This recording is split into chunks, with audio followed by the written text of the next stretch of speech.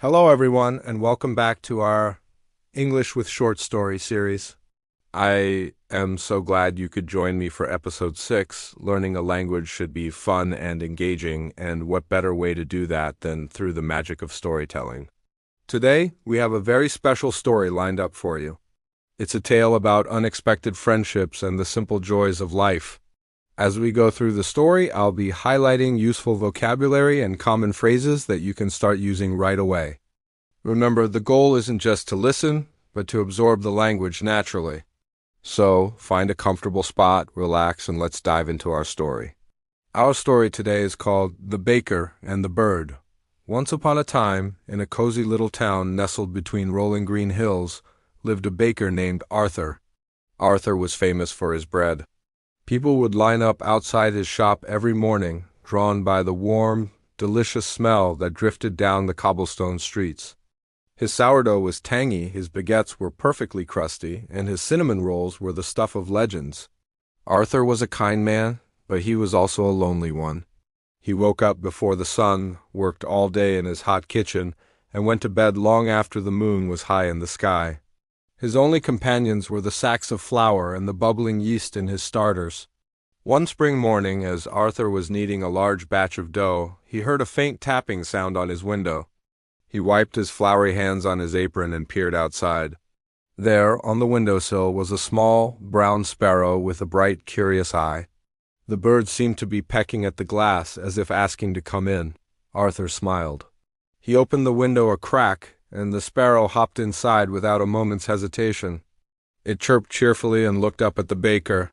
Feeling a sense of warmth he hadn't felt in a long time, Arthur broke off a tiny piece of his freshly baked bread and offered it to the bird.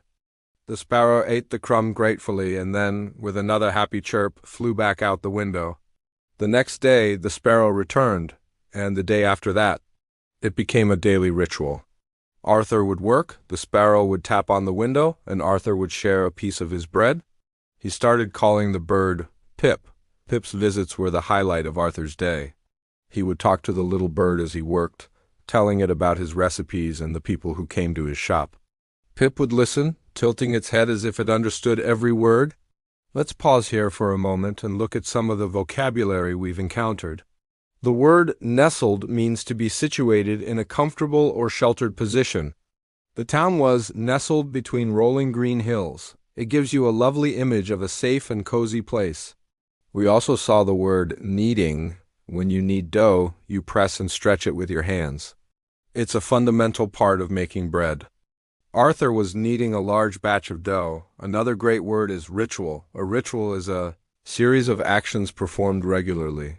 The sparrow's daily visit became a ritual for Arthur. It was a special, repeated part of his day. Now, let's get back to Arthur and Pippa. One week, a terrible storm hit the town. The wind howled and the rain beat down relentlessly. Arthur worried about Pip. For 3 days, the little bird didn't appear at the window. The bakery felt silent and empty without Pip's cheerful chirping. Arthur's heart felt heavy. He realized how much he had come to depend on the little bird's companionship. The smell of bread didn't seem as sweet, and the warmth of the oven felt less comforting. On the 4th morning, the storm finally subsided. The sun peeked through the clouds, and the world outside looked fresh and clean. Arthur was shaping loaves for the morning rush when he heard it, a familiar, weak tapping on the window. His heart leaped. He rushed to the window, and there was Pip, looking ruffled and tired, but alive. He gently opened the window, and Pip hopped onto the sill, shivering. Arthur carefully scooped the tiny bird into his warm hands and brought it inside. He made a small nest for Pip in a little box with a soft cloth and placed it near the warmth of the oven. He gave Pip some water and a generous amount of breadcrumbs. Pip ate weakly at first, but soon its energy returned. For the next few days, Pip stayed inside the bakery, recovering. It would hop around the shop, perching on flour sacks and watching Arthur with its bright eyes. The customers were delighted. The children would giggle, and the adults would smile at the sight of the baker and his little feathered friend. The bakery, which was always popular, became even more so. It wasn't just a place to buy bread anymore. It was a place filled with warmth, kindness, and the story of an unlikely friendship. Let's take another short break for vocabulary. We heard the word relentlessly. The rain beat down relentlessly, meaning it was constant and didn't stop. It's a powerful adverb. We also have subsided. The storm subsided, which means it became less intense or strong. Your anger can subside, a fever can subside, and a storm can subside. Finally, the word unlikely. Arthur and Pip had an unlikely friendship. This means their friendship was not expected. A baker and a wild bird aren't typical friends, which makes their bond special. Okay, let's see how our story concludes. When Pip was fully recovered and strong again, Arthur knew it was time for the bird to be free. With a heavy but happy heart, he carried the little box to the open window. "You're all better now, little friend," he said softly. "You can go," Pip chirped, hopped onto Arthur's finger, and gave it a gentle peck, as if to say thank you. Then it spread its wings and soared into the bright blue sky. Arthur watched until Pip was just a tiny speck in the distance. He felt a pang of sadness, but it was quickly replaced by a profound sense of gratitude. Pip had brought so much joy into his life. He wasn't lonely anymore. A memory of their friendship had filled the empty spaces in his heart. And though Pip now lived its life in the open sky, it never forgot the kind baker. Every morning, without fail, a small, brown sparrow would land on the windowsill of the bakery. It would tap on the glass, not for food, but just to say hello. And every morning, Arthur the baker would smile, open his window, and greet his dearest friend. Their bond, built on a simple act of kindness, had changed their lives forever. What a heartwarming story, don't you think?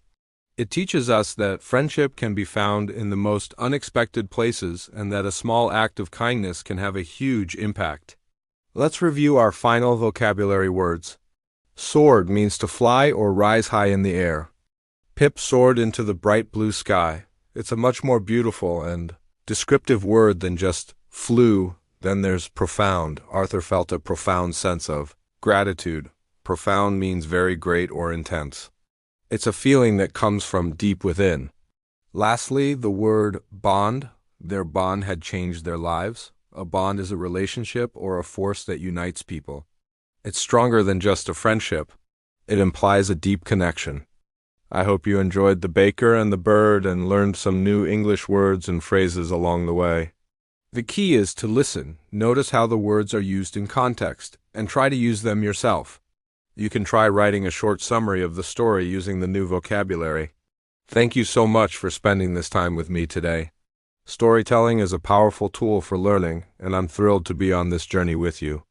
If you found this helpful, please give this video a thumbs up and consider subscribing to the channel for more stories. Don't forget to hit the notification bell so you won't miss our next episode. I'd love to hear your thoughts in the comments below. What was your favorite part of the story?